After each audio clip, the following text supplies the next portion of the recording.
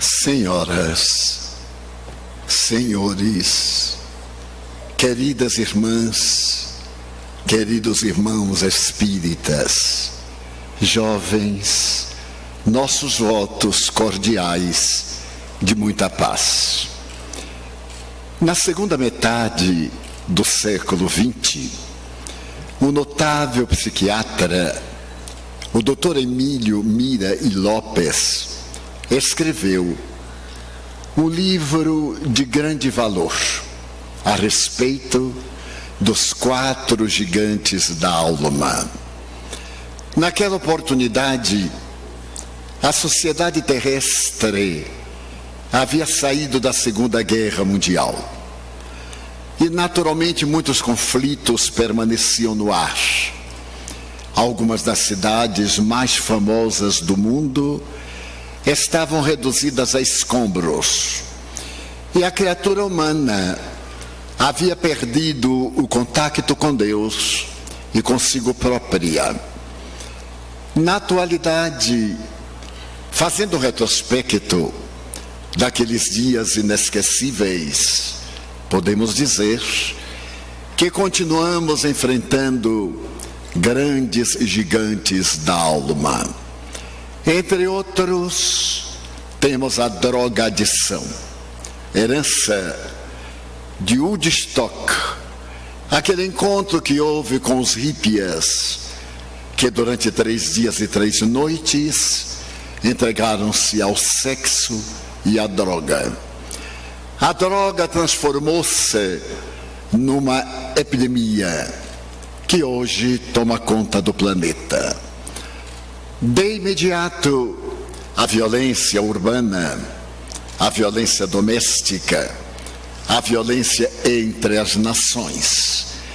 Acreditava-se que a Segunda Guerra Mundial, depois de haver ferido tanta gente, mais de 60 milhões de vítimas, seria possivelmente a última guerra da humanidade. No entanto, o que nós podemos confrontar e confirmar é muito diferente. Desde então, a Terra teve 160 guerras locais, diferenciadas, e matou uma quantidade de pessoas que alcança aproximadamente 220 milhões de civis, fora os soldados. Mas ao lado dessa violência, o medo. Esse gigante da alma encontra-se íncito em nosso mundo íntimo. E por mais que disfarcemos, o medo é um companheiro constante de todos nós. Todos temos medo da morte, medo da doença, medo de uma traição, medo de alguma coisa que nos leve ao desespero, medo de um estupro, medo de uma tarefa infeliz. Porque o medo é um dos fenômenos psicológicos mais antigos da nossa evolução.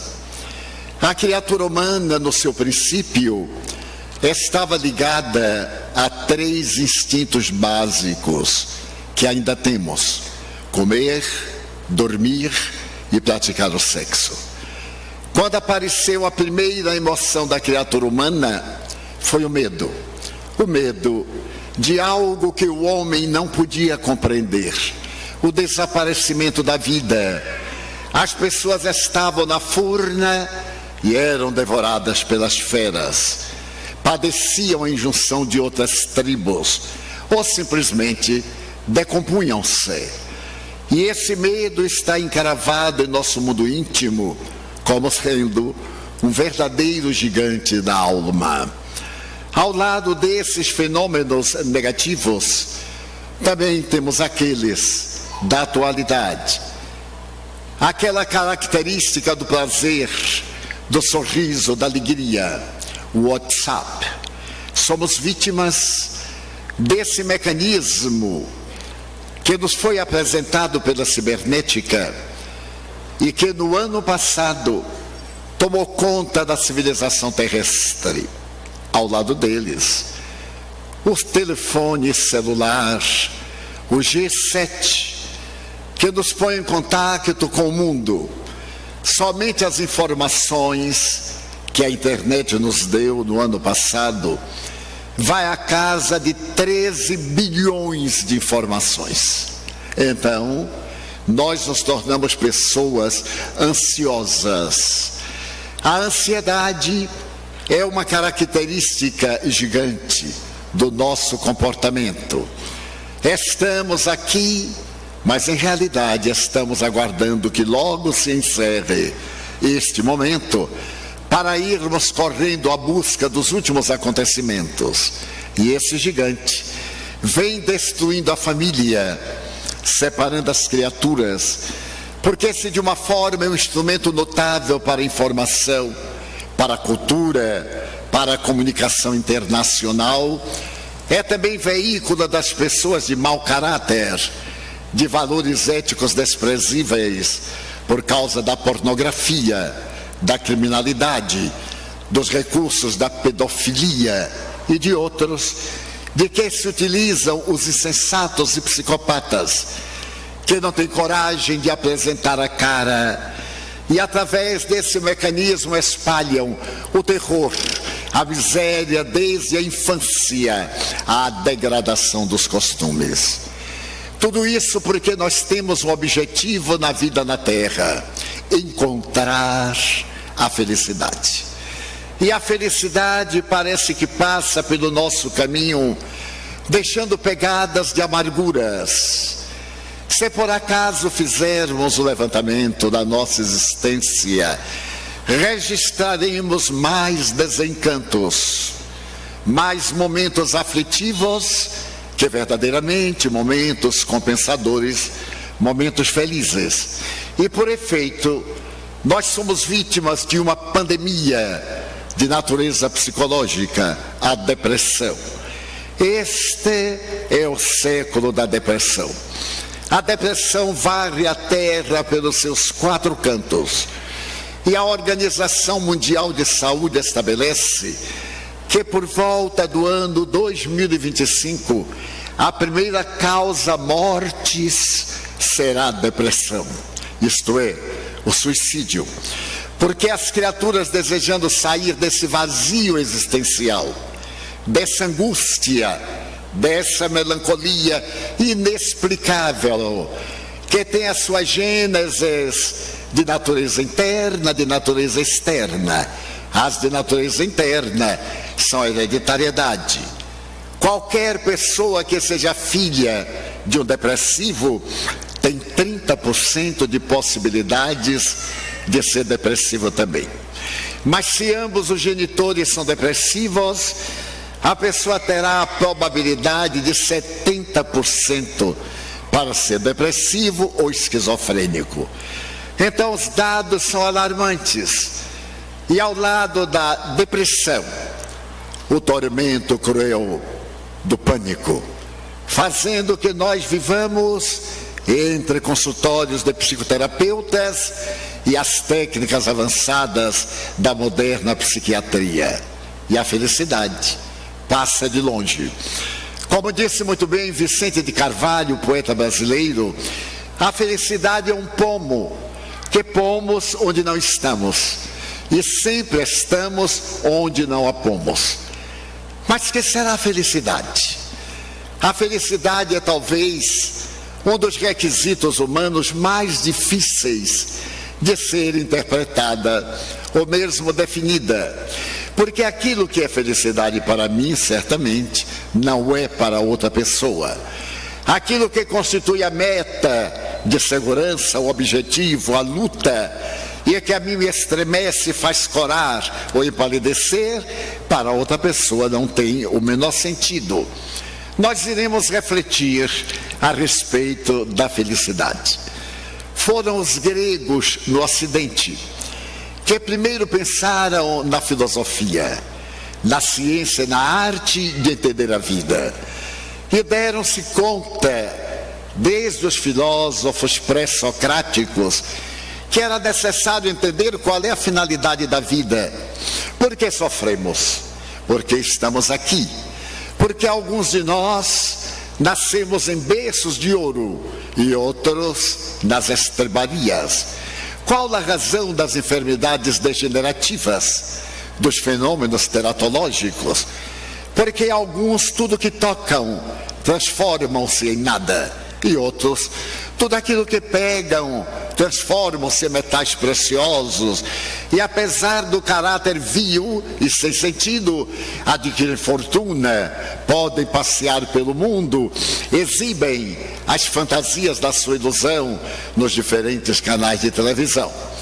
Então os gregos resolveram estabelecer uma ética, desde aqueles filósofos como Anaxímenes, Anaxágoras e principalmente Sócrates. Mas foi mais ou menos no período de Sócrates que um filósofo estabeleceu que o objetivo essencial da criatura humana é ter, ganhar, poder. Porque quem tem, compra. Quem compra, pode. Quem pode, goza. E Epicuro, era seu nome, construiu a doutrina filosófica denominada hedonismo, a doutrina do prazer, a doutrina da beleza. Todos nós somos um tanto hedonistas, narcisistas, procuramos cuidar da aparência, procuramos acumular, ter reservas e, acima de tudo, impressionar outrem através das nossas posses, que tanto podem ser títulos, moedas, destaque social, privilégios religiosos, mas sermos aqueles que estão na liderança, como se diz em linguagem vulgar, os 15 minutos de foco, os 15 minutos de televisão, em que todo mundo aplaude e a pessoa fica plena durante aqueles 15 minutos, e logo depois vai substituída por outro e entra em depressão. Será que a felicidade é ter? É curioso notar que todos aqueles que têm são poderosos talvez, mas não felizes, porque estão sempre lutando para terem mais. Perguntaram ao Dalai Lama o que é que o senhor pensa da sociedade do Ocidente, e esse homem da meditação respondeu: no Ocidente, o que mais me impressiona é que as criaturas desde a juventude trabalham para enriquecer, e quando chega na outra parte da idade adulta, gastam o que ganharam com médicos, com psiquiatras para não morrer. Então a vida não tem sentido para essas pessoas. Será que a felicidade é realmente ter? Nós pensando, constatamos que a maioria das pessoas são escravas, ou melhor, a maioria é escrava daquilo que possui, tem medo de perder a posse possuidora. Aí está a Operação Lava Jato. Cada dia pega um poderoso, mas um poderoso de ficção, que chegou ao palco da vida e do poder através do suborno, da indignidade, da real exposição de um ladrão comum, só que era um ladrão engravatado, mas assim mesmo ladrão. Então a felicidade não é exatamente a posse, porque quem tem a ânsia de possuir cada vez mais, para fazer parte da lista Forbes dos homens mais ricos do mundo, invariavelmente na velhice são vítimas do Alzheimer, da síndrome do pânico, da drogadição elevada, da cocaína, do sexismo. Então ter não nos deve preocupar muito. Mas se a verdadeira felicidade não é ter, um outro filósofo estabeleceu que não ter nada é a verdadeira felicidade. Porque quem não tem nada não tem o que perder, já está na sua miséria feliz, perfeitamente tranquilo. E este filósofo chamava-se Diógenes. Ele pregou a doutrina do cinismo, e a sua doutrina era tão peculiar que certo dia ele estava no mercado de Atenas falando a uma estátua, e alguém passou e ficou surpreso e perguntou: Diógenes, você está falando com a estátua? Ah, sim, estou falando. Mas você não sabe que ela é de pedra? Sei que é de pedra. Você não sabe por acaso que as pedras não sabem falar ou não falam? Sei. E por que está falando com elas? Bem, eu estou treinando o silêncio da pedra para poder ouvir as besteiras das criaturas humanas. Era, portanto, um filósofo cínico. E dizia que a verdadeira felicidade era não ter nada. Ninguém inveja o pobre, ninguém quer ser pobre. Então aquele que não tem nada é imensamente feliz. E ele de tal forma proclamou isso, que muitas vezes ele usava uma barrica de tábuas para cobrir a nudez e saía pelas ruas de Atenas com uma lâmpada, uma lanterna, procurando um homem feliz, que ele disse que nunca encontrou. É curioso notar que naquela época ele morava na cidade de Corinto e a Grécia foi tomada pelo homem mais poderoso da terra, Alexandre Magno. Alexandre Magno era rei da Macedônia. E depois de conquistar todo o mundo oriental e chegar às Índias, ele conquistou a ilha de Corinto. E ele era admirador de Demóstenes. Então, ele mandou dizer que queria conhecer esse filósofo, Diógenes. Ele desejava conhecer a sua doutrina cínica, porque naquela época os guerreiros eram sempre educados por filósofos. E mandou dizer ao governador da grande ilha de Corinto que levasse Diógenes até a sua galera, aonde ele estava com os seus generais.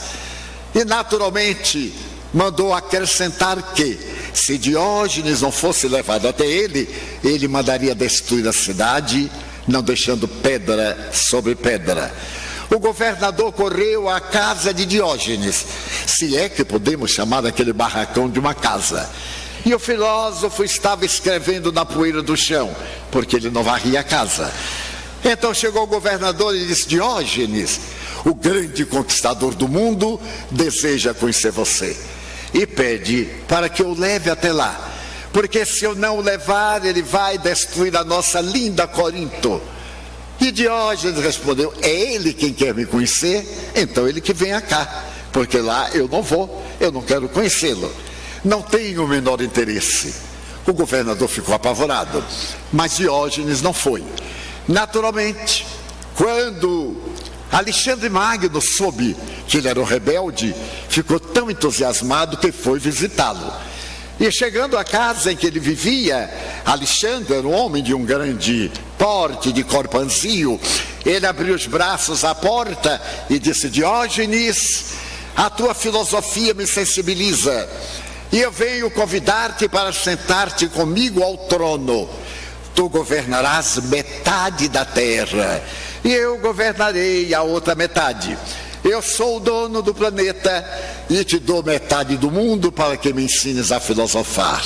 Diógenes levantou-se, deu-lhe um empurrão e disse: Senhor, não me tomes aquilo que não me podes dar. Alexandre Magno ficou surpreso. O que era que ele havia tomado daquele miserável? Diógenes saiu e ele ficou olhando e percebeu que ao ficar à porta ele tomava o sol e projetava sombra. Ele podia dar tudo, mas não podia dar um raio de sol.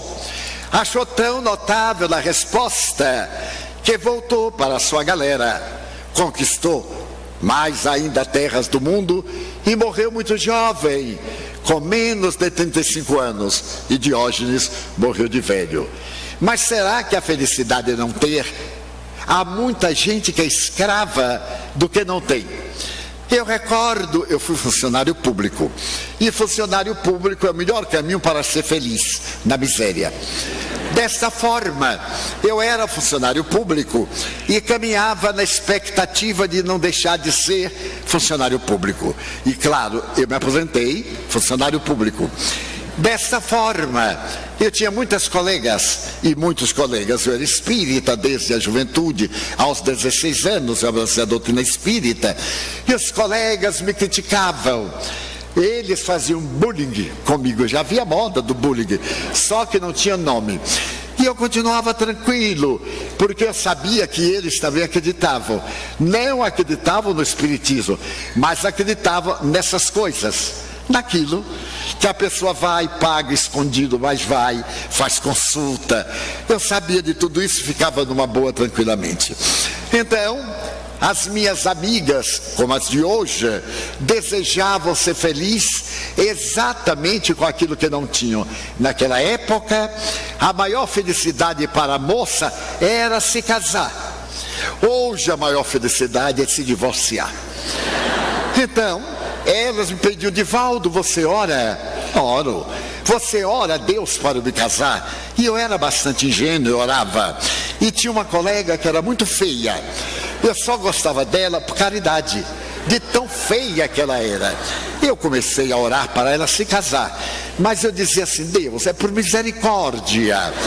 Porque quem se casar com esta moça precisa ter muita raça de sair com ela no meio da rua.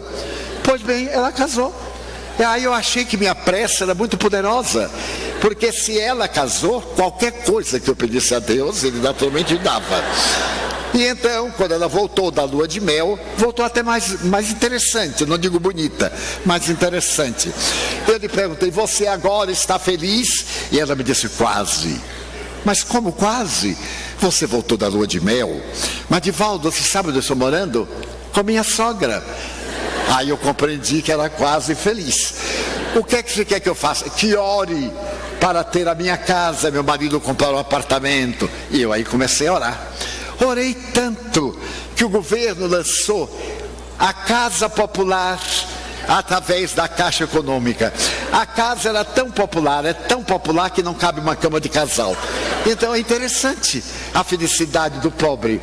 E então ela ganhou a casa. E quando ela veio trabalhar, eu disse: agora você já tem marido, agora você já tem casa.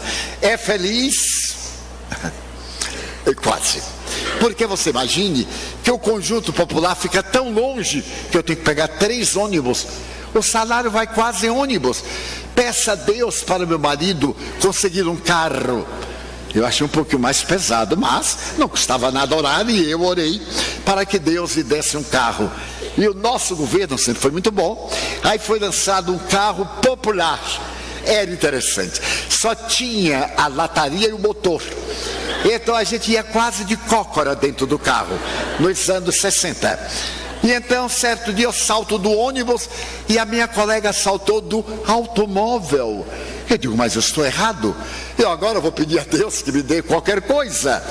E eu comecei a pedir, mas ele aí já tinha atendido os primeiros pedidos e não me atendeu aos outros até casar. Até hoje não consegui nada. Aí eu deixei para lá. Já vi que a prece não estava tão robusta.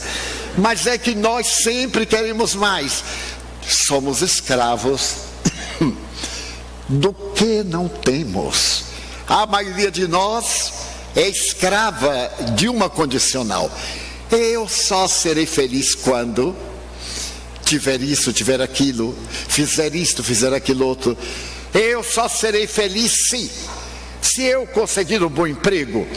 No meu tempo de jovem, era ser funcionário da Petrobras, funcionário do Banco do Brasil, ou fiscal do imposto de consumo.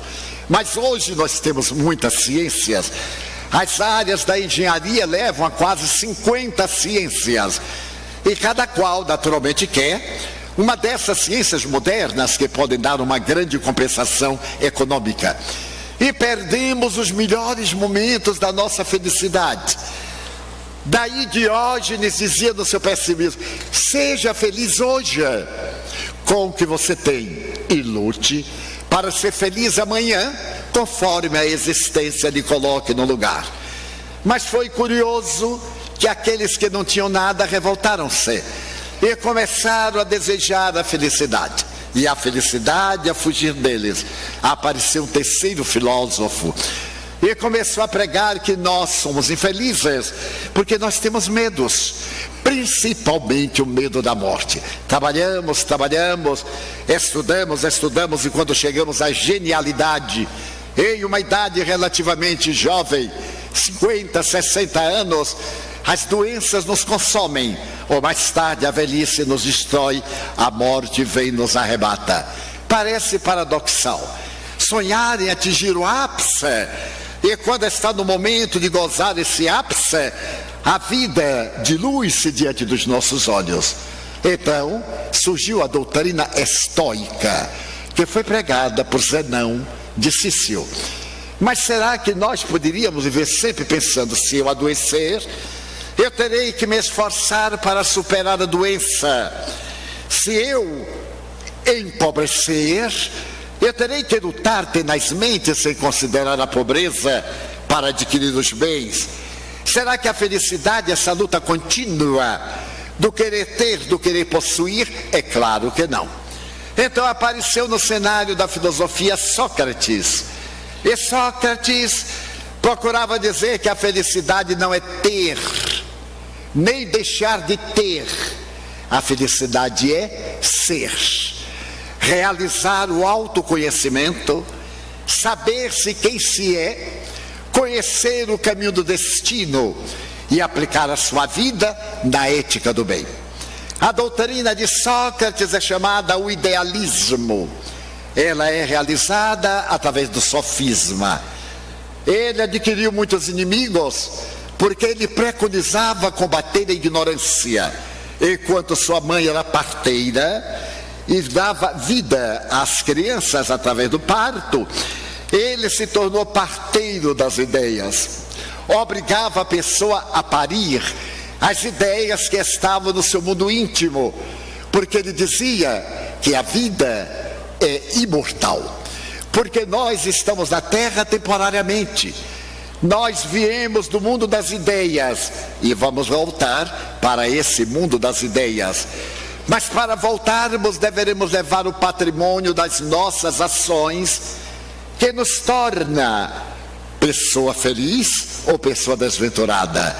E que a verdadeira felicidade está na prática do bem, da ética do bom serviço, da dignidade humana. Ele tanto pregou essa filosofia que foi condenado à morte, sob a alegação de que ele pervertia a juventude, porque Atenas era governada por 70 tiranos, e ele pregava as liberdades democráticas. Deus respeitar os ditadores, aqueles que nos esmagam, aqueles que tomam conta das massas, os poderosos que são vis. É necessário que a pessoa seja livre. E quando ele estava no cárcere, um dos seus melhores discípulos, de nome Criton, foi visitá-lo. E ele disse: mestre, eu venho dizer-te que hoje a prisão dormirá com a porta aberta, e tu poderás fugir. E ele disse: mas como? Como dormirá com a porta aberta?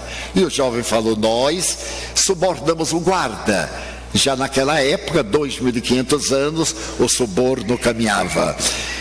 Então ele disse: mas tu crês? Como subornaste? Reunimos algumas joias de família e pagamos uma alta soma ao teu carcereiro para deixar a porta aberta por esquecimento. E tu então te evades, e nós te esperaremos adiante, para que tu possas cantar para nós a liberdade, a honradez, a dignidade. E Sócrates lhe disse: Criton, tu crês que eu estou preso?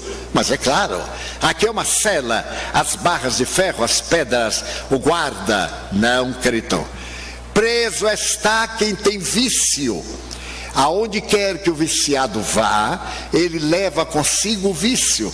Eu sou livre, porque aonde vai o meu pensamento, aí também vou eu. Então eu tenho a liberdade de pensar, e isto me dá uma amplidão imensa do prazer de experimentar a minha felicidade. Enquanto aqueles que se movimentam lá na rua têm paixões, e a paixão é um cárcere que indignifica a criatura humana. Tu acreditas que eu iria concordar com suborno para me libertar? E depois eu iria falar de grandeza moral, de ética, de valores? Engana-se. Mas mestre, disse o discípulo, amanhã vão te matar, tu irás morrer. E Sócrates lhe perguntou: tu acreditas que eu morra? Eu sou imortal, a indumentária pode gastar-se, mas eu sou indestrutível, Criton. Amanhã irei libertar-me do corpo, irei constatar essa verdade, enquanto vós ficareis na terra, aguardando a expectativa. No dia seguinte, ao entardecer, ele foi levado ao pátio da prisão, e vieram as pessoas para testemunhar o ato, entre elas o jovem Criton. E no momento em que ele estava sentado, o guarda levou-lhe uma taça com o veneno para que ele pudesse adquirir a vida. Era a cicuta, um veneno terrível. E na taça havia veneno para matar 10 cavalos. Quando o guarda olhou para aquele homem sereno, absolutamente tranquilo, comoveu-se e disse: mestre, olha o sol, tu ainda tens 1 hora. E ele respondeu: 1 hora é muito pouco para quem tem a imortalidade. Tomou a taça. Na hora em que ele entrou quase em convulsão, Criton saiu da multidão correndo, ajoelhou-se aos pés do homem morrendo e disse-lhe: mestre, mestre, aonde queres que nós te sepultemos o cadáver? E ele perguntou: o cadáver? O cadáver joga fora, em qualquer lugar, porque Sócrates não está mais dentro dele. Lembra-te, Criton, de pagar um galo a Asclépios. Asclépios era o deus da medicina, e ele havia feito uma promessa de pagar um galo em determinada enfermidade e esqueceu. Agora, na hora da morte, ele queria libertar-se desse compromisso com a divindade e morreu, deixando-nos o legado daquele conceito que ele encontrou no santuário de Delfos. Em um pórtico, os antigos sábios, os 7 sábios antigos da Grécia, escreveram uma frase: gnótese auton, conhece-te a ti mesmo. A proposta da vida na filosofia é o autoconhecimento. Hoje a psicologia recomenda que a pessoa que se conhece não tem depressão, porque a pessoa sabe a escala de valores e ela sabe que solidão somente existe naquele que é solitário. Quem é solidário não é solitário, e não sendo solitário não tem depressão. A pessoa que é solidária a uma outra não carrega culpa, porque nenhum prejuízo causa ao seu próximo. E é curioso notar que Allan Kardec, em O Livro dos Espíritos, na questão 919, pergunta às entidades venerandas: qual é o método mais eficaz para ser-se feliz no mundo e superar-se as más inclinações? E os espíritos responderam: um sábio da antiguidade já vos disse, conhece-te a ti mesmo. Então é necessário que nós realizemos este mistério. E essa frase foi comentada por Santo Agostinho. Santo Agostinho, doutor da teologia cristã primitiva do século III e IV, veio nos dizer: fazei como eu. Diariamente ao deitar, eu realizava o exame de consciência, e quando me dava conta que havia errado, no dia seguinte eu corrigia. Quando eu estava certo, no dia imediato eu prosseguia. Essa proposta extraordinária de Sócrates encerra todo o segredo da filosofia até hoje, no século XIX, em que a filosofia do iluminismo francês estava no auge. Surge o positivismo, que estabelece a necessidade de crer através de ver, de apalpar. E é necessário que o indivíduo tenha, acima de tudo, uma boa conduta, uma boa ética. É o período que surgem os grandes pensadores na Europa, no mundo. É um reflorescimento da literatura filosófica. Kant nos traz as propostas da razão pura, e outros notáveis que haviam deixado as marcas do pessimismo, como Schopenhauer, Friedrich Nietzsche e etc., são agora superados pela nova fase do século XXI, a verdadeira filosofia do bem-fazer, porque curiosamente os filósofos agora na função de psiquiatras, de psicoterapeutas, de psicólogos, estabeleceram que não existem doenças, existem doentes. Pessoas que se comprazem em ter doença, em cultivar conflitos, pessoas que ao invés de colocarem a mente nos propósitos superiores, permanecem nas regiões baixas dos comportamentos infelizes, a maledicência, a inveja, a conduta da perseguição mesquinha, o adultério, a traição, como uma nova moda de conduta. E tudo isso nasceu por volta dos anos 60 do século anterior, quando os hippies declararam: o casamento é uma instituição falida, a família é uma instituição que deve ser abandonada, façamos o amor e a flor, e confundindo sexo com amor. Os cães fazem sexo e não amam, as criaturas humanas amam e nem sempre fazem sexo. A função sexual merece o respeito da função pulmonar ou da função cerebral. É uma função digna que Deus nos propiciou para perpetuar a espécie e estabelecer uma ética que é o amor.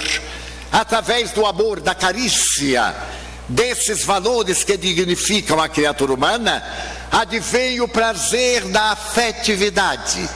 E ademais da afetividade, a comunhão sexual, que deve ocorrer naturalmente dentro de um clima de respeito para ter valor.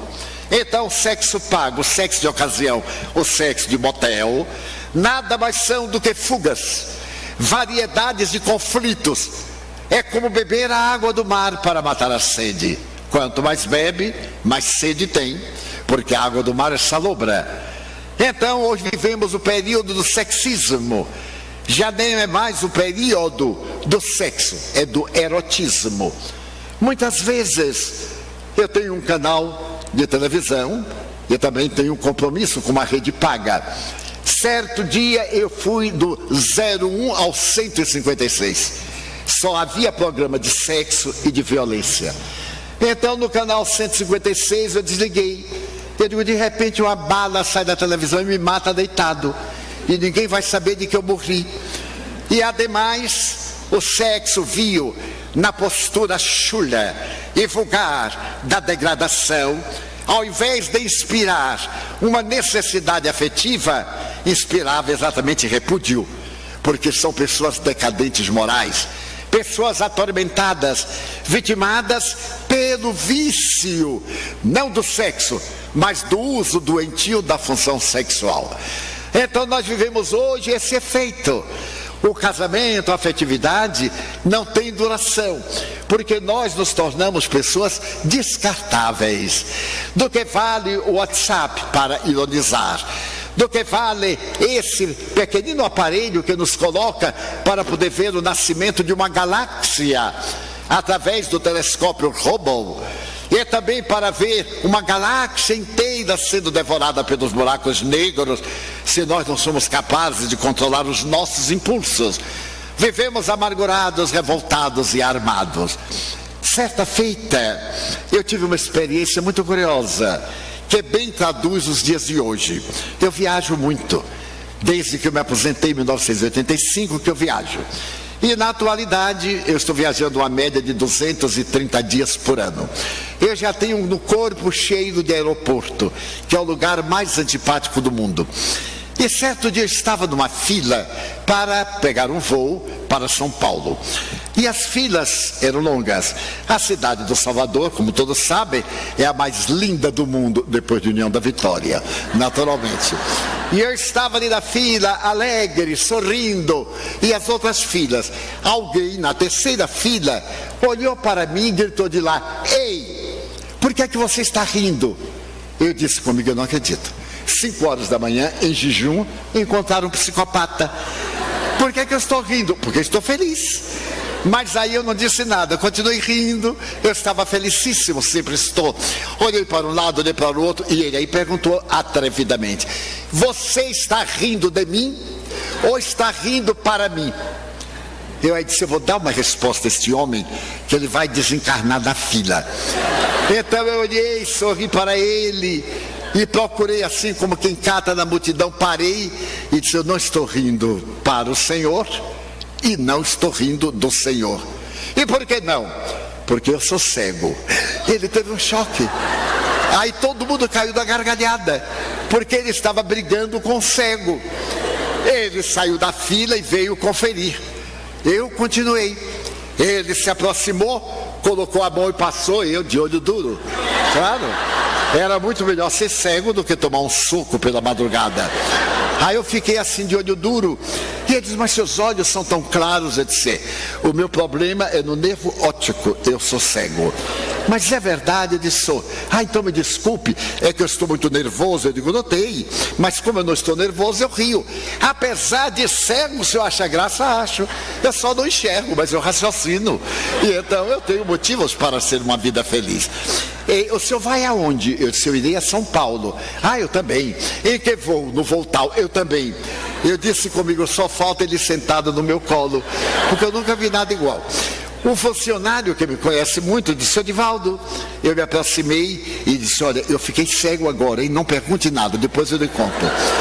E então apresentei o bilhete, ele disse, olha, seu Edivaldo, pegue com cuidado, falou alto, e olha o tato, viu, porque está aí o sinalzinho, e vá segurando os balcões para poder entrar no raio-x. Eu disse, muito obrigado, meu filho, você é sempre generoso. E o homem me olhando. Eu então peguei o bilhete e saí ceguíssimo. De vez em quando eu olhava cego mesmo para conferir. E ele me olhava. Bem, eu entrei, sentei, entrei no avião. E quando eu olho o homem sentado ao meu lado, eu disse, eu não acredito. Eu sempre me sento no corredor para não incomodar ninguém. Eu estava na 6C e ele na 6D. Então ele bateu na minha perna e disse, seu Edivaldo, é você que está aqui? Conheci pela voz. Ele disse, é, seu Edivaldo, adorei estarmos juntos, porque nós vamos conversar muito, não é? Eu disse, não, no avião a gente não conversa muito, porque eu aluguei uma poltrona, o senhor alugou outra poltrona, e nós não temos o direito de incomodar quem alugou a outra poltrona. Há pessoas mal educadas que alugam o avião inteiro. Quando entram, falam alto, até cantam, assoviam. Ou então sentam atrás, cruzam a perna e ficam batendo na poltrona da gente, né? Os neuróticos. Nem olhe, porque é capaz de lhe agredir. E tem aqueles que vão levantar e ao invés de segurar nos braços da poltrona e levantar verticalmente, eles agarram a poltrona da frente e metem o dedo no cabelo da gente, no olho, e levanta. Então um dia um homem quase me arrancou a cabeça. Eu aí com dificuldade disse, poderia deixar minha cabeça em paz? É que eu estou levantando. Eu digo, mas eu paguei o mesmo preço do senhor e não posso pagar aqui pelo espaço. Mas o espaço é muito curto. Eu digo, o senhor vai ali, abre a porta e pula. É o espaço imenso. Mas bem, e o homem continuava intransigente. Eu disse, vou fazer uma técnica com ele. Ele está muito excitado, e quando você está excitado é fácil de hipnotizar. Eu então botei a mão na perna dele e disse assim, durma. O senhor está muito excitado, durma. E então, durma. E o homem dormiu. Eu tomei um susto. Eu disse, meu Deus, se eu disser ao auditório, durma, é um problema. Ninguém durma, pelo amor de Deus. Então, o homem dormiu. E graças a Deus, eu também aproveitei, porque são 2 horas e 15 minutos de voo. Quando o avião bateu no chão, ele acordou assim, seu Edivaldo, eu digo, já chegamos. Mas, seu Edivaldo, o que será do senhor? O que é que o senhor vai fazer? Eu vou lhe ajudar na bagagem. Eu digo, não. Minha mala tem um sinozinho. Quando ela passa, ela tocando o sino, eu sei qual é, eu agarro. E de fato, eu digo, quase de fato. E tenho amigos entram e me ajudam. Me vi livre do homem. E graças a Deus fiquei cego e passei um dia excelente. 3 semanas depois, lá em nossa instituição, eu atendo 3 vezes por semana. As pessoas sentam-se e eu vou atendendo, cada um vem, eu atendo, tal. E eu dei uma olhada, no 4º banco estava o homem. Eu disse, e agora? Como é que eu vou poder ficar cego? Ele veio me fazer uma consulta. Bom, mas não tinha jeito, agora eu não podia fugir e ficava pensando o que eu vou arranjar até a hora do homem chegar. Por fim ele chegou. Seu Edivaldo, eu soube que o senhor recuperou a vista. Eu digo, é verdade. E estou muito feliz por haver recuperado a vista. Foram passes, seu Divaldo? Eu digo, mais ou menos, né? Eu oro muito. Aqui nós damos passes de cura. Eu digo, passes de cura. Eu vim aqui para fazer uma consulta, eu estou muito mal. E aí me contou o seu drama que ele queria contar naquele dia no avião. Era um drama terrível. Eu aconselhei e ele disse, mas seu Divaldo, os seus olhos continuam iguais. Eu disse, é porque eu nunca fui cego. Não me diga. Digo, o senhor não era cego, mas parecia. Ele digo, mas não era. É que eu sou cego à estupidez humana.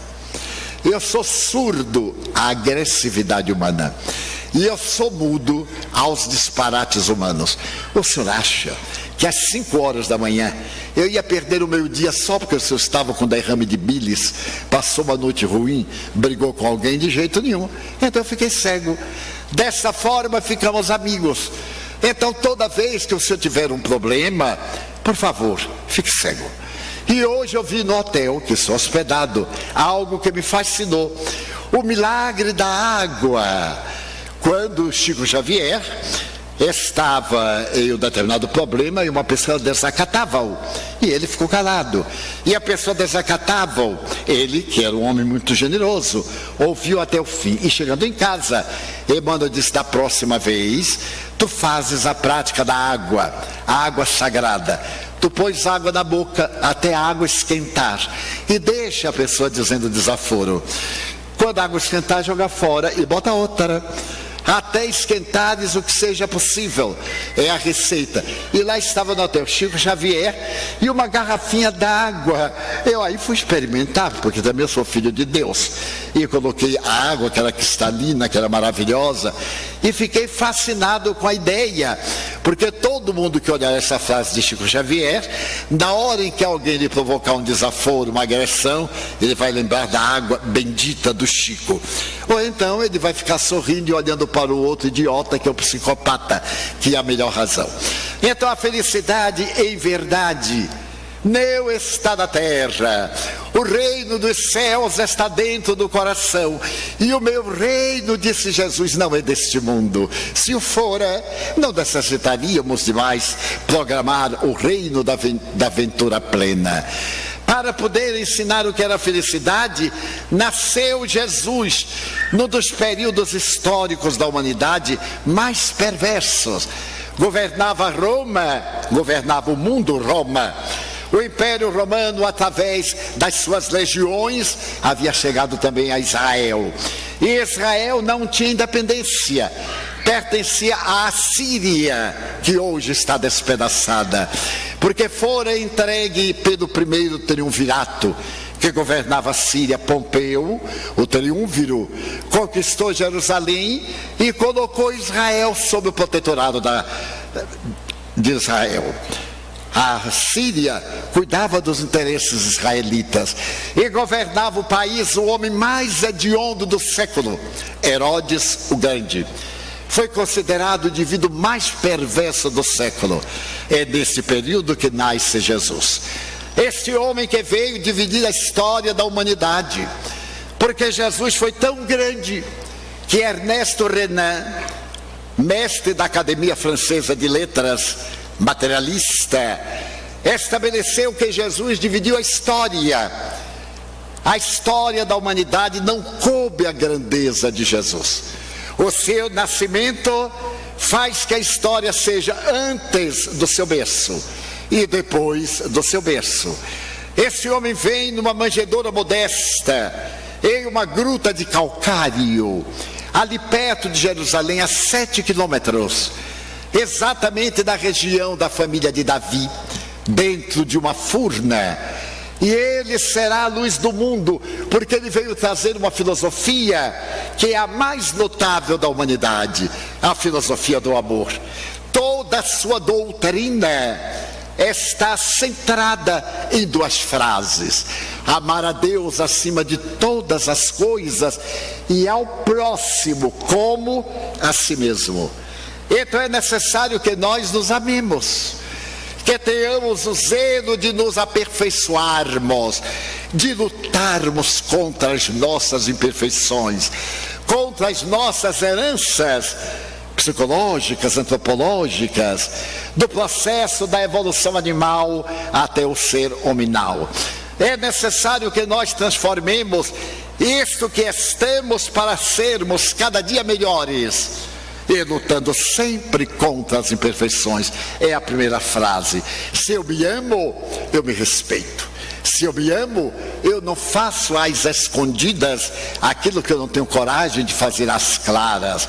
Se eu me amo, eu tenho o meu critério, tenho a minha filosofia de vida honorável, para não ter vergonha de ninguém. Poder olhar a pessoa nos olhos e não abaixar a cabeça. Um filósofo argentino escreveu para a juventude uma frase que eu tenho usado nos seminários: jovem é todo aquele que pode olhar para trás e não ter vergonha do passado. Quanta gente que não pode olhar para trás aos 20 anos, porque a sua breve existência tem sido caracterizada pela vulgaridade, pela ausência de valores, pelos tormentos que se impõem, pelas drogas que o consomem, pelo sexo desvairado que o não satisfaz. E muitos chegamos à idade provecta e podemos olhar para trás sem baixar a cabeça. Então esse é o indivíduo jovem. Jovem porque não tem vergonha da sua vida. Jesus veio e nos ensina a segunda frase: fazer a outrem tudo aquilo que gostaríamos que outrem nos fizesse. Aí está todo o Evangelho. O mais é explicação dessas duas frases. Na atualidade, o amor é curioso, deixou de ser teológico, religioso, para ser psicoterapêutico. Quem ama, diz a psiquiatria, não adoece. A pessoa que ama tem doenças, terá doenças, mas não será doente. Ser doente é um estado patológico, ter doença é um acidente orgânico. Então, se eu estou doente, eu deixo de estar doente. Mas se eu sou doente, eu sou pessimista, eu sou amargo, sou melancólico, não tenho perspectiva de vida. Então a moderna doutrina da terapia para a depressão diz: ame. E ao invés de um barbitúrico, leia uma parábola. Eckhart Tolle, que é um dos maiores psicoterapeutas americanos, ele sugere que nós, aqueles que estejamos em depressão, leiamos, por exemplo, a parábola do filho pródigo. Mas leiamos com cuidado. E a depressão não impede ninguém de ler. É uma coisa suave. O texto tomará 5 minutos. Se a pessoa ler soletrando, tomará 8 minutos. Então leia a parábola daquele filho que diz ao pai: dá-me a minha herança, eu quero viver, eu tenho direito a uma vida de prazer. E o pai lhe deu. E ele viajou para terras distantes, aonde gastou a fortuna com meretrizes, com festas, e de repente notou que estava na miséria. E quando se percebeu na miséria, também percebeu que não tinha amigos, porque os amigos são do dinheiro, do que se tem e não das pessoas. É claro que nós temos excelentes amigos, mas no comum os poderosos não têm amigos. Esses falsos amigos estão sempre empurrando o pé para derrubá-los, ocupar-lhes o lugar. Vejamos a situação dos ditadores, são sempre assassinados. Eles sempre são substituídos por outros piores. Então é necessário que nós meditemos em torno dessa parábola, desta proposta de reflexão. Ele não tinha amigos, e na miséria, porque era um período de seca, deram-lhe para trabalhar numa pocilga.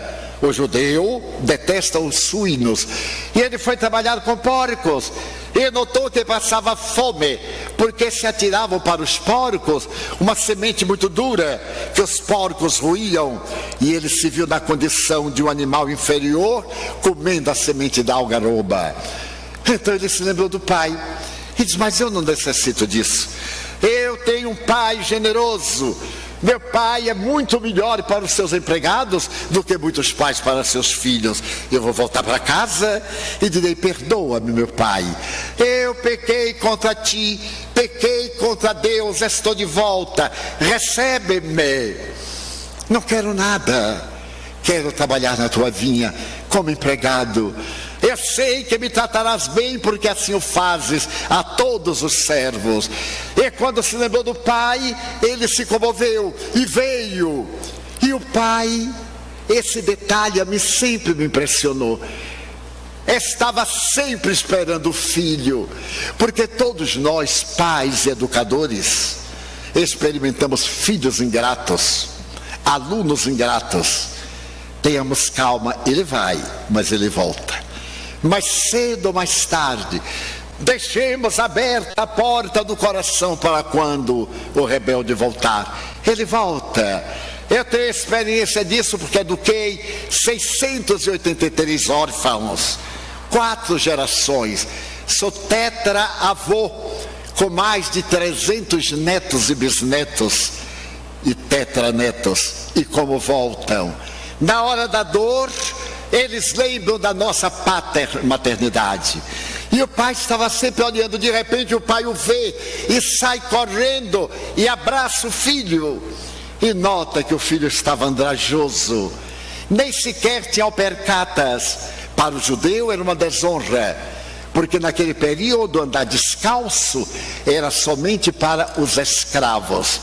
Romanos e cidadãos usavam alpercatas, e naturalmente de acordo com a sua tradição. E ele olha para os pés do filho e vê que os pés estavam descalços. Ele de imediato manda o servo trazer sapatos, manda que traga o manto para cobri-lo, manda colocar o anel no seu dedo e dá-lhe a oportunidade da reparação. É uma das mais belas parábolas do Evangelho. Se qualquer depressivo ler e decodificar, eu tenho sido tão ingrato com meu Pai Celestial. A minha vida tem transcorrido dentro de um materialismo, embora esteja vinculado a esta ou a aquela religião. Não cumpro os deveres de católico, de protestante, de judeu, de muçulmano, de espírita. A religião para mim é um clube que eu vou quando tenho tempo. Então nós vamos gozar, e o gozo que nos leva ao cansaço, à doença, ao sofrimento, à miséria. Então lembramos de Deus: Senhor, resolva o meu problema. Ele não vai resolver. Cada quem resolverá o problema que conseguiu, porque nós somos autores do nosso destino. Felicidade ou desonra pertencem-nos a nós. Deus nos dá os meios. Existe uma fatalidade. Essa fatalidade nasceu, morre, determinismo. Mas nós temos o livre-arbítrio, nós temos o poder da escolha. Chegar a esta cidade, eu tenho várias formas: caminhando, a cavalo, em qualquer veículo motor, de avião, de paraquedas, descer, enfim, eu posso escolher vindo por Palmeiras ou por outro local. Várias opções, e a opção que eu escolher vai me dar a oportunidade de ser alegre, feliz, venturoso ou menos venturoso. Então nós construímos aquilo que somos através dos nossos atos. Foi o que veio dizer a doutrina espírita, que tem a missão de recordar o Evangelho de Jesus que nós corrompemos. Aquela doutrina do amor, com quem Jesus convivia? Com as meretrizes, com os homens das tascas, com os miseráveis, se misturava com a ralé, com os ébrios contumazes, com eles comia naqueles lugares mais miseráveis. E quando ele foi censurado pelos hipócritas, pelos fariseus, eles: não são os sãos que necessitam de médico. Eu venho para atender os doentes, eu sou a luz do mundo, venho para que tenhais claridade. O que é que nós fizemos dessa doutrina através da história? Uma doutrina bélica. Hoje nós vemos os muçulmanos do exército degolando lá no chamado Antigo Levante. Mas nós já fizemos isso como católicos, como cristãos. E as cruzadas, quantos milhões de vidas nós matamos em nome de Jesus, que preferiu morrer a defender-se, e ainda encontravam justificativa. A noite de São Bartolomeu, na França, o 24 de agosto de 1571, em pleno período do fastígio de Catarina. Quantos nós matamos apenas naquela noite pelo crime de eles serem protestantes? E durante todo o século XVI continuamos matando. E a Inquisição? Até o fim do século XIX, na Espanha, ela continuava perversa e assassina. Então nós censuramos o fanatismo hoje dos xiitas muçulmanos e o nosso fanatismo de ontem. A história se repete. Então nós estamos sofrendo agora o que semeamos nas encarnações passadas. Então a nossa vida tem um sentido. Hoje nós poderemos ser felizes através do amor. Se conseguirmos amar primeiro os que estão mais próximos de nós, é muito mais fácil amar os familiares a quem nós conhecemos do que aqueles a quem não conhecemos. Mas dá-se exatamente o contrário. Aos estranhos nós temos deferência, temos respeito, e aos de casa nós tratamos com indiferença, com maus tratos a nossos pais, a nossos irmãos, aos nossos filhos. Os Espíritos vêm dizer da necessidade de nós mudarmos o mundo. Já não suportamos mais. Os jovens pedem hoje uma nova filosofia. Estão cansados de sexo e de droga. A maioria deles foi buscar na droga o que não encontraram em casa. Não encontraram o amor paterno, o amor materno. Tem exceções. E então eles caíram nas mãos do traficante, que se tornou o pai adotivo, que se tornou o amigo. O pai, a mãe estavam no prazer. A maternidade, a paternidade tem altíssimas responsabilidades. Eu me recordo de minha mãe, que era o lar antigo, nem aquele antigo nem o moderno. Ela não dormia enquanto todos os filhos não chegavam em casa. Havia horário para sair e havia horário para voltar, porque no dia seguinte todo mundo tinha deveres. Então estabelecia 22 horas. Hoje o aniversário de uma criança começa às 23 horas. Eu não posso entender como é que vai comemorar o aniversário de criança a partir das 23 horas, entra pela madrugada. O aniversário da namorada começa meia-noite, apagam as luzes, dormem na casa da namorada. Nenhuma censura de minha parte. Eu tenho entendimento para a ética, para o que está acontecendo, mas são os efeitos, porque eu ouço milhares de pessoas por semana, jovens lindíssimas, angustiadas, desprezadas, sem perspectiva, objeto de uso, descartável. Rapazes e moças, quantos rapazes me confessam, casar de jeito nenhum, eu não confio absolutamente. Eu digo, mas por que não confia? Porque eu vou ser traído com o primeiro que ela encontrar. Mas não é assim, meu filho. Ele disse, é exatamente assim. Então eu perguntei a meus filhos, porque eu sou do tempo que namorar, ai meu Deus, até pegar na mão da moça demorava 8 anos, para dar um beijo na testa 15, para dar um abraço 45, quando casava morria no outro dia de velho. Agora não, os meus filhos assim, cheguei, já fui. Eu digo, me explique como é. É assim, tio, a gente chega e vai. E neste chega e vai, aconteceu tudo. O que é que aconteceu? Ô tio, não é possível que o senhor não saiba. Eu digo, eu sou de antigamente, não acontecia nada. É, mas agora acontece. E a gente não pergunta nem o nome para não saber quem é, para não ter compromisso. Isso não é uma sociedade. A grande verdade é que nós perdemos a dignidade, o direito ao respeito, o direito à amizade. Passamos a ser objeto. Então a mulher durante muitos séculos lutou pela independência, a liberdade da mulher. Mas isso não é liberdade, é libertinagem. A mulher vai para o barzinho, vai beber, vai eleger. Várias amigas me dizem, eu saio do escritório, vou para o barzinho e elejo o meu companheiro. Assim, na maior naturalidade. Eu digo, mas minha filha, você não se sente profundamente infeliz de ser objeto de uso? Realmente, é o vazio existencial. Porque no dia seguinte está aí, na rede social. Ou então na mesma hora, está olhando para o cara que ela não sabe quem é, ela tira uma foto e manda, olha que pedaço está ali. Graças a Deus é pedaço, não é inteiro. Também ele está namorando e faz um selfie e já manda para a rede. Então que cinismo. eu recebi de uma amiga, olha, Divaldo, estou indo tomar banho. Eu digo, não acredito. Eu não acredito que ela tome banho, porque mandar isso através da rede social, para mim, eu devia orar para ela tomar um bom banho, com uma bucha, esfregar bem.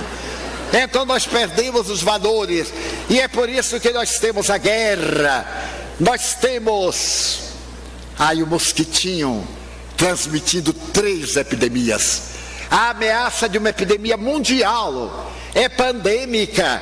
A Rússia, a Austrália, o Equador, o Brasil, de preferência, estamos com a dengue, com a zika, com a chikungunya, e estamos sob ameaça. O que é que diz o governo? Use repelente. O negócio agora é andar com uma bomba de repelente dentro de uma carapaça, a cada 2 horas, um banho de repelente. É que a divindade espera muito mais de nós. Deus nos ama. É necessário que haja recíproca. É indispensável que consideremos a vida que nós estamos tendo. E mudemos. Asseverava Mohandas Karamchand: você quer mudar o mundo? Mude-se a você próprio. Porque eu sou o mundo. Na hora em que eu me transformo para melhor, o mundo se torna mais razoável.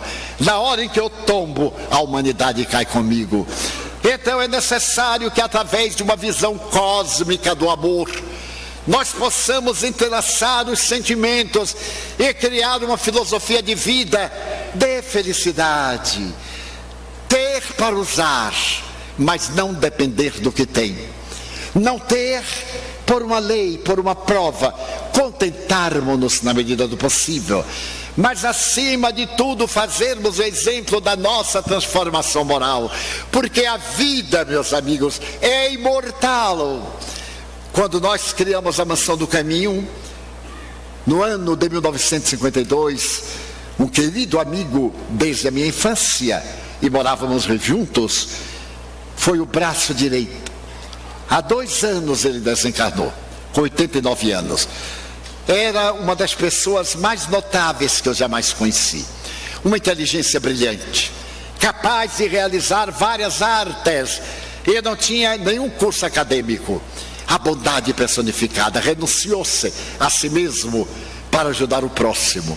E graças a ele eu podia viajar, porque ele tomava conta da instituição que atende uma média de 5.000 pessoas por dia. Porque nós temos desde a maternidade, as escolas, o atendimento. Lá é proibido dizer não, porque nós sempre temos o que dar. Pois bem, e quando ele desencarnou, nós havíamos combinado que onde um ou outro estivesse, continuaria. Apesar da imensa afeição e da dívida afetiva, nós continuaríamos cumprindo o dever espiritual.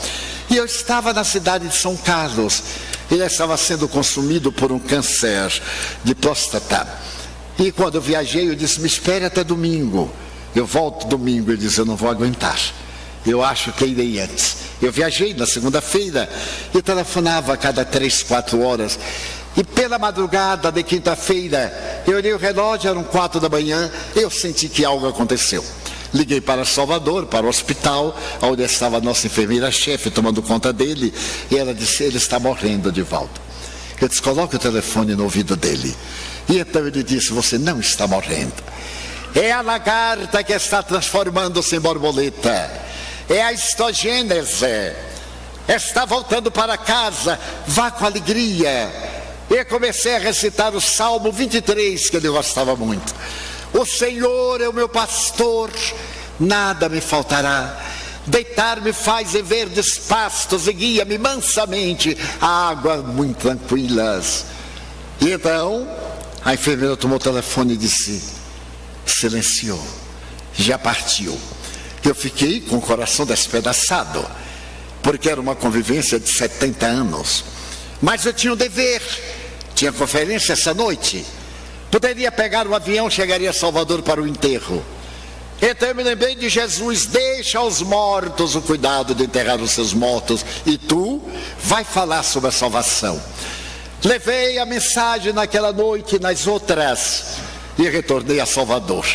Então pedi ao meu filho que me busca no aeroporto para me levar ao cemitério, para poder viver o luto como manda Freud, para experimentar a dor e evitar que o trauma me venha trazer uma depressão mais tarde. Fui ao cemitério, olhei a carneira, a emoção tomou-me conta e eu lhe prestei a homenagem de poucas palavras, uma oração. Mas fazemos o movimento Você e a Paz para poder diminuir a violência. Vemos aos bairros mais violentos, diante de traficantes de drogas, diante de criminosos conhecidos da polícia, e falamos, até hoje nos respeitam há 18 anos. Muito bem, naquele dia, era o Dia da Paz, 19 de dezembro em Salvador, e estava ali a banda musical da Marinha. Ele havia sido marinheiro, e então eles tocam o hino à Marinha. Eu me lembrei de que Nilson havia sido marinheiro, e estando numa sala, corri ao palco, e na hora que eu cheguei estava ele, que voltava do mais além. Eram menos de 30 dias da sua desencarnação, e ele me apareceu e disse assim: Di, estou de volta, e estou de volta com imensa alegria. Logo depois ele daria a primeira mensagem da sua vida espiritual, mais tarde daria a segunda, e hoje, transcorridos 2 anos apenas, ele prossegue trabalhando na construção de um mundo melhor, porque uma vida, por mais longa que seja, encerra-se. Por mais que demore, chega o momento em que ela conclui. É necessário que nós investamos na imortalidade, que trabalhemos pela nossa imortalidade, porque nós vamos morrer, mas não iremos sucumbir, desaparecer, aniquilar-nos. Vamos voltar à nossa família, reconstruir os laços da afetividade. É essa a mensagem da doutrina espírita, confirmada cientificamente nos laboratórios de pesquisa da física quântica, da química inorgânica, da parapsicologia, das pesquisas de regressão de memória, das lembranças do passado que a maioria de nós tem, e outros apenas alguns vestígios, porque acima de tudo Deus é amor. Então é possível ser feliz. Cultivemos o bem, façamos a outrem o que gostaríamos que o outro nos fizesse. Desculpemos, e se não for possível desculpar, demos o direito de o outro ser como é, e a nós exijamos ser diferentes para melhor. Esta é a mensagem que nós estamos trazendo em nome da nossa casa máter no estado do Paraná, das conferências, demonstrar a imortalidade da alma e o sentido da vida. Por que razão nós vivemos tão contrariados como crianças? Qualquer coisa nos fere, somos sensitivas. É necessário que tenhamos a robustez de enfrentar os desafios da vida, de compreender que estamos em um hospital de almas doentes, e trabalharmos em favor da cura dessas almas, agradecermos mais a Deus tudo o que temos. Nós só sabemos pedir, e a função da prece é de 3 aspectos: pedir, louvar e agradecer. Quem é que louva a Deus espontaneamente? Eu te louvo, meu Senhor, como dizia São Francisco, pela irmã morte na sua oração das criaturas. Senhor, faze de mim instrumento da tua paz. Que maravilhoso podermos voltar ao franciscanismo, a esta vida ingênua. Ó cotovias, ó pássaros, calai, eu estou pregando a mensagem do Senhor. É necessário que a nossa vida esteja enriquecida, não de ilusões, mas de objetivos reais que nos levem à plenitude, e agradecer a Deus a bênção do corpo, antes que sejamos dominados pela decomposição, e pedir a Deus para que corrija o nosso corpo. Então, diante do que ocorre em nossa sociedade, sejamos nós aquele que reparte alegria, que tem o júbilo de agradecer e de poder dizer: meu Deus, eu gostaria de dizer-te que eu amo a vida, que para mim é bela e é consentida. Muito obrigado, Senhor, pelo que me deste, pelo que me dás. Obrigado pelo ar, pelo pão, pela paz. Obrigado pela beleza que os meus olhos veem no altar da natureza. Olhos que fitam o céu, a terra e o mar, que acompanham a ave ligeira que voa fagueira pelo céu de anil e se detém na terra, contemplando as flores de tonalidades mil. Muito obrigado, Senhor, porque eu consigo ver meu amor, mas diante da minha visão, pelos cegos eu faço uma oração. Porque eles tropeçam na multidão, vivem na escuridão, choram na solidão. Por eles eu oro, a ti eu imploro comiseração. Porque eu sei que depois desta vida, na outra lida, eles também enxergarão.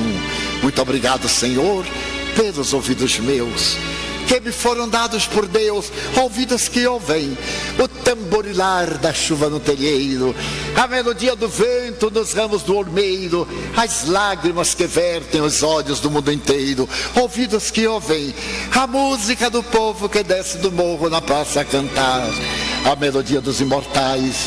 A gente ouve uma vez e não esquece nunca mais a voz melodiosa, canora, melancólica do boiadeiro e a dor que geme, que chora no coração do mundo inteiro. Pela minha faculdade de ouvir, pelos surdos eu te quero pedir. Eu sei que depois desta prova da vida nova, eles escutarão. Obrigado pela minha voz, pela sua voz, pela voz que canta, que ama, que ensina, que alfabetiza, que legisla, que trauteia uma canção e que o teu nome profere com dúlcida emoção. Diante da minha melodia, eu quero rogar pelos que sofrem de afasia. Eles não cantam de noite, eles não falam de dia. Oro por eles, porque eu sei que depois de sofrer, na outra vida cantar, eles poderão realizar. Muito obrigado, Senhor, pelas minhas mãos que aram, que semeiam, que agasalham, mãos de ternura, que libertam da amargura, mãos que apertam mãos, mãos dos adeuses, que limpam feridas, que enxugam lágrimas, suores das vidas, pelas mãos de sinfonias, mãos de poesias, mãos de cirurgias, mãos de psicografias, pelas mãos que atendem a velhice, a dor, o desamor, pelas mãos que no seio embalam o corpo de um filho alheio sem receio, e pelos pés que me levam a andar sem reclamar. Obrigado, Senhor, porque eu posso caminhar. Diante do meu corpo perfeito eu te quero louvar, porque eu vejo na terra aleijados, amputados, marcados, paralisados, que não se podem movimentar. Eu oro por eles, porque eu sei que depois desta expiação, na outra reencarnação, eles também bailarão. Obrigado por fim pelo meu lar. É tão maravilhoso ter um lar. Não é importante se este lar é uma mansão, um duplex, um bangalô, um ninho, uma casa do caminho, seja lá o que for, mas que dentro dele exista a presença do amor. Amor de mãe ou de pai, de mulher ou de marido, de filho ou de irmão. A presença de um gato, de um cão, porque é muito triste viver na solidão. Mas se eu a ninguém tiver para me amar, nem um teto para me agasalhar, nem uma cama para deitar, nem aí eu reclamarei. Pelo contrário, eu direi: obrigado, Senhor, porque eu nasci. Obrigado, Senhor, porque eu creio em ti. Pelo teu amor, obrigado, Senhor, pela sua atenção. Muito obrigado, senhores.